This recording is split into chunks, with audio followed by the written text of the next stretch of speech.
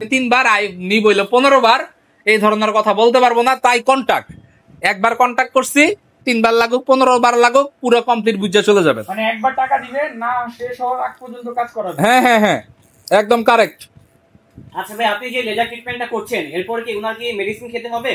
হ্যাঁ কিছু জিনিস লাগবে যেটা আপনি একদম সস্তা এবং ওনার বাসার সামনে যে কোনো ফার্মেসিতে পেয়ে যাবে। আমি এমন কিছু দিব না যেটা শুধু আমার কাছেই পাওয়া যায়। আমার এইসব দরকার নেই আসলে। এটা যে করতেছেন এটার কি সাইড এফেক্ট হবে নাকি? আমাদের কোনো কাজেরই সাইড এফেক্ট না, আমরা এই ভেজালের মধ্যেই নেই। কারণ হলো ভাই পাবলিকের কাজ করি, তার মধ্যে আবার সব মধ্যবিত্ত নিম্ন মধ্যবিত্ত আমার কাস্টমার, এরপরে গ্রামের কাস্টমার কিন্তু খুব ভালো, আবার মাইরও দিব আগে।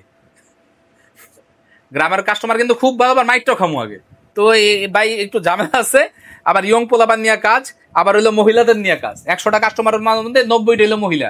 কিন্তু যে আপনার হিজড়াকে বেশি ভিডিও দেখেন ওইটা দেখে আসলে ভয় পাওয়ার কিছু নাই। ওইটা হলো গিয়ে আমরা ফানি দেই, তারা ফানি কন্টেন্টের জন্য দেই। ওইটা দেখে মনে করেন এটা হিজড়া পারে, এখানে হিজড়া ছাড়া আর কেউ কোনো কাজ করেন, এটা ভুল ধারণা দিল আপনাদের। আপনাদের এখানে মূলত কারা কারা আসে? আমাদের এখানে 99% মহিলা মানুষ আসে ভাই। আমাদের সব মহিলা কাস্টমার, তাদের আমরা কোনো ভিডিও করি না। আমরা যাদের করি তাদেরকে আমরা বলে নেই, এবং আমরা মহিলাদের কোনো ভিডিও করি না। ছেলেরাও তো আসে ভাই।